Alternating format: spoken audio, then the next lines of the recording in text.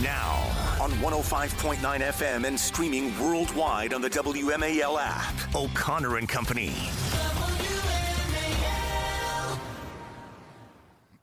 It's 7:07. It's O'Connor and Company on Friday here, where we try to make sense of and wrap up in many ways, a traumatic week in American culture, civil discord. The assassination of Charlie Kirk. And let's not forget, we began the week with the horrific, violent, bloody murder on that Charlotte light rail train, a story that we still haven't come to terms with, and that also sort of feeds into the larger question that we need to confront in this country, and whether it's okay to dehumanize people based on their skin, their ideology, their political affiliation, or for anything. That's what we're facing, Patrice. And in our conversation with Mark Hemingway now, we'll help that out. By the way, we've got a lot of guests coming up, including at 8:35, Governor Glenn Youngkin of Virginia. Good morning, Patrice. Good morning. Happy Friday, everyone. We made it through this tough week. We did. Mark Hemingway is the book editor at the Federalist. And I'll be honest with you, Mark, after the horrific events in Utah that took the life of 31-year-old Charlie Kirk, there were a couple of people who I was hoping and waiting to hear from, and your voice was one of them, and you didn't let us down with your column at the Federalist. The left has never been held accountable for political violence, and that must change. Thank you for writing it, and thanks for joining us. Thanks for having me. So explain your thesis here, because you say that the left has never been held accountable for political violence, and there are going to be a lot of people who will reflexively get defensive, get into a crouch, and say, what the hell are you talking about? Well, look, I want to be clear here. I mean, I don't think that that the average Democrat voter wants anything to do with this. I mean, I think they largely share the same values as, Republican voters in terms of, not wanting political violence, believing in free speech, and, the importance of that, and a lot of other things.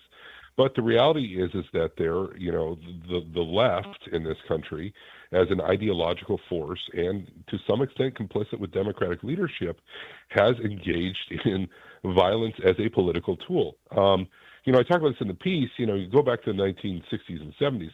In an 18-month period from 1971 to 1972, there were 2,500 bombings in the United States, 5 a day. Done by various left-wing radical groups. I mean, this is well documented. Those, bombings by left-wing groups like the Weather Underground started in the late 60s, and they continued well through the first term of Ronald Reagan's presidency in this country before it finally just sort of petered out. And that's exactly what happened. It petered out as a political movement. It was never actually stopped by law enforcement or, any sort of cultural pushback. And in fact, a lot, we knew a lot of the major figures in this movement we knew exactly who they were. They were never held accountable. One of the two biggest leaders of the Weather Underground were Bill Ayers and Bernardine Dohrn, who got jobs at the University of Chicago, where they helped launch Barack Obama's political career. Barack Obama's never been held accountable for his association with left-wing violence and being fundamentally approving of it. And it's hard to get more important in the Democratic Party than Barack Obama. And, so you can owe your political career essentially to a left-wing terrorist who is complicit in the deaths of people. And this is not, a negative, in the Democratic Party, whereas if you look at what happened, after January 6th in this country, which is, admittedly a terrible day, the left came together, and had this just, massive countrywide response. They completely perverted the justice system to the point where nonviolent rioters were, hundreds of them were regularly getting sentences more than prosecutors asked for. They went after the political opposition. They raided Donald Trump's house in Florida on a frankly flimsy pretext. They, got together and used big tech to algorithmically, crush the advertising revenue of any right-of-center news outlet. They kicked thousands of people off of social media, and that was all in response to one, somewhat isolated outburst of right-wing violence that So, Mark, didn't even result in the death of anybody. So, Mark, let me jump in here, because where do we go? Where does political debate go from here? I mean, I think you make the argument in this piece, but or maybe you do, maybe you don't. But it seems to me that the left is willing to explain away or rationalize some political violence. There'll be people who will say what happened to Charlie Kirk was wrong, and we condemn political violence, but Charlie Kirk brought it on himself by the hate speech he promoted. And if you have that but, if you add that but, to me, it crosses out everything you said before that but, and you're literally just saying political violence is justified depending on what was said, and depending on who was targeted. Yeah, well, I think the response is that we have to be far less passive. I realize people have been upset, and I don't want to go down this, big spiral here where we have a situation where, half the country is constantly using whatever levers of power it has to go after the other half, which, is a frightening place to be. But at the same time, there have to absolutely be consequences. We have seen, hundreds, if not thousands, of normal people in different walks of life, school teachers, doctors, social workers out there online celebrating Charlie Kirk's death. I'm sorry, there have to be professional and personal consequences for those people. You cannot have a situation where people are allowed to publicly give support to violence. That will only beget more violence. And so, those of us who have been in workplaces where, we've tolerated, comments about, Republicans being fascists, which, again, calling Republicans fascists, which Democratic leaders do all the time, is just a pretext for crazy people out there to say, well, fascists don't deserve to live because they're evil. Never mind, are Republicans actually fascists? No one's having that debate. It's just accepted on the left. It's accepted among Democrats. And when they say this on television, people need to stop them immediately and be like, no, that is irresponsible. Advertisers, who advertise on MSNBC when people are saying this stuff need to be punished. I mean, this cannot be allowed. Look, I am all in favor of free speech. I'm all in favor of a culture of free speech. But, calls to violence and setting the pretext for violence is something that has to be pushed back on, and there has to be consequences for it. And rationalizing and explaining away violence, it normalizes it. And again, I just went on a rant in the last hour about how Republicans and conservatives and Trump and his supporters are consistently dehumanized in the media with language and with their lack of presence in the media. The fact that they're not invited into the polite conversation at the round table of Meet the Press shows you that there is this implication that is easy to infer that we don't deserve to have our voices heard, and that can very quickly lead to violence.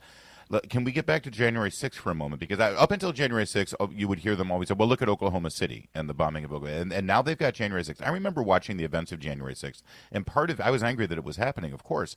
And part of my anger was, well, we've lost the high ground. Now that they're going to use this, no matter what happens, they're going to use this and say, well, you're just as bad. Explain to them, if they are listening right now, why January 6th is not a both sides kind of example, why this is not in any way a symmetrical comparison of the violence and the permissiveness of violence on the left that we see. Well, let's just to start, there were consequences for January 6th. Nearly everyone involved, including people that should never have been charged for just, standing on Capitol grounds at the time, were slapped with criminal charges or whatever. And but Mark, I'm sorry, but they'll immediately interrupt you like I just did and say, oh, yeah, but then Trump pardoned them, so there are no consequences. By the time Trump had pardoned them, these people had been in the criminal justice system for years at that point in time. Yeah. The vast majority of them for completely nonviolent crimes that far exceeded any sort of rational sentence, never mind, that the immense public pressure that the left brought to bear on this. By the time Trump pardoned these people had already effectively served sentences and been through the ringer in the criminal justice system bankrupt. In a way that was right. And by the way, if they had the money to hire a lawyer to defend them, that lawyer then was in danger of losing their practice because their partners would fire them. Correct. There's a massive movement on the left, for instance, to discourage and pressure lawyers for representing any conservative cause right now. So, yes, there were all these things where, the people on January 6th, just because they were pardoned doesn't mean they didn't suffer any sort of, serious consequences for what they did. In fact, they absolutely did. And Trump got around to – sorry. No, you're right, and I sadly we're up against it, but I do want to. Can you just? I have one quick question before I pivot to the Sure. next segment, and we need to check traffic. So stay with us, Mark Hemingway. It's 7:15. WMAL, making sense of the news. Guest is Mark Hemingway. He's got a very important column right now at the Federalist about the assassination of Charlie Kirk. And it's specifically titled, "The Left Has Never Been Held Accountable for Political Violence, and That Must Change." And Mark, I also wanted to pivot and sort of make this personal, if you don't mind. Meredith often has concerns about me and my profile, and it's not nearly as public as yours or your wife Molly's profile. And I try to assuage Meredith by saying, listen, I'm over 6 foot tall. I'm kind of a big guy. No one's going to mess with me. You're a big guy. But, Charlie was 6'4", I think. And, the bullets are great equalizers in that respect. And I worry about Molly. Molly is, 5 foot nothing. And she's having to go into D.C. on a regular basis. She has a public profile. That's your wife. I'm sorry, but people need to understand what those of us in the public eye are going through right now after this. How are you guys doing? And have you had conversations about what you have to do in response to this for your own security, for your children? We have, but as further proof of the problem here, this has been going on for years.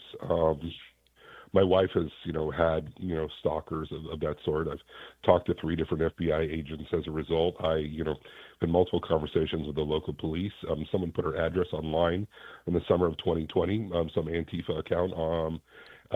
We've been dealing with this for some time, and we keep a it's compared to other public figures that are sort of in our orbit, privately and even publicly to some extent, we keep a lower profile in terms of we're not out there constantly saying controversial stuff and being a bomb thrower.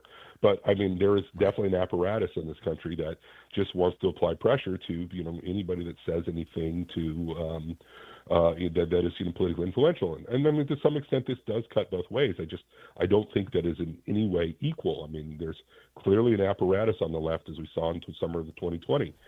These people can whip up riots at a moment's notice, and these people never get punished for it. The Democratic Party benefits from organized violence, and that's so the media doesn't bring any pressure to bear. There isn't any cultural pressure brought to bear, and this has just got to stop. Yeah. Mark, picking up on that thread about, violence and the threat of violence, it's meant to silence voices. We covered this morning, apparently, at a university campus, people spray painted, "Kill all the Charlie Kirks," multiple. And so what do you think is going to happen with the younger generation moving forward? Are you expecting them to kind of carry on the mantle of being bold and fearless in just speaking? Or do you think we're going to see kind of a chilling effect? Because obviously that's what this is about, creating a chilling effect to stop the people from rising up and at least being public about their support for MAGA or Republican or conservatism. Yeah, no, that's a really good question. Although it's interesting, if you look at the polls in recent years of people ages 18 to 29, like they are possibly the most right-wing demographic in the country right now. And interestingly enough, I don't think a lot of older conservatives realize the particular way that Charlie Kirk was influential, which is to say that like a lot of older conservatives didn't necessarily pay attention to Charlie Kirk, but he was legitimately a massive figure on college campuses and in high schools. And, his death, and take people that were already following Charlie Kirk and were already, fond of him, that's going to really, I think, steel the spine of a lot of younger people in terms of, being willing to push back to this. The other thing is I think younger people are just, they understand because they're more online, and unfortunately, how radical the left is, because a lot of this stuff is mimetic ideology that's being bred online. So they're seeing the radicalism of the left in ways that I don't think that normal people who watch cable news are. Mark Hemingway closes out his column at the Federalist with this, and forgive me for reading your words back to you, Mark. If it seems like a bleak future for American politics, that's because watching one of America's most promising young leaders die in front of our eyes is pretty damn bleak. We survived a civil war, and I pray for everyone involved in American politics that understanding and forgiveness will once again be this country's guiding lights. But I'm also reminded that there are times when vengeance is necessary and just, and millions of Americans will not stand for Kirk's death to be in vain. Given that thought, and I wholeheartedly agree with you, and I can tell you most of the people who do what we do, Mark, that I've been texting with over the last couple of days, people don't understand the level of anger right now that we are all experiencing as a result of what happened to Charlie Kirk. And it is not public. It is not being tweeted. It is not being discussed on cable news panels. But the anger is real, and it is palpable. And I don't know if I have a question other than what next? Who rises up now and sort of galvanizes that energy into the next positive, victorious step? Well, I think it's too soon to tell, but I have, general faith that the outrage that I'm seeing is, more or less righteously channeled, and that people are, making plans, and people are determined not to see this happen again.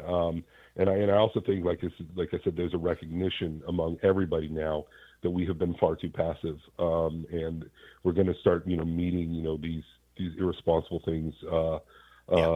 Irresponsible statements and stuff with, actual, force and pressure to, make these people realize they cannot get away with this. I mean, I agree. Gavin Newsom put out a wonderful statement, actually. Gavin Newsom I can't remember that he'd been on Charlie Kirk's podcast or whatever, put out a wonderful statement, and I was kind of surprised to see that.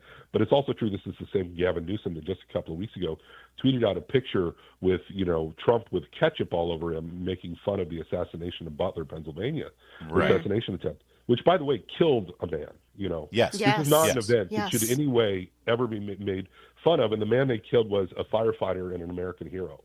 And this is tolerated on the left. It is a widespread conspiracy on the left that Trump's assassination was faked.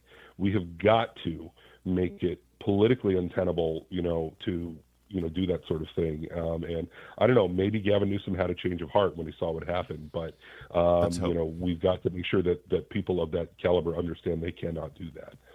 All right, Mark Hemingway, give Thank Molly you so and much, your Mark. kids big hugs. I don't think you're capable of giving a hug that isn't big, by the way, but do that for us, please. We are great admirers of you and your entire family, Yes. and I'm glad that you're on our side. I'm glad that your voice is there. Thank you. So, thanks so much to both of you. It's 7:24.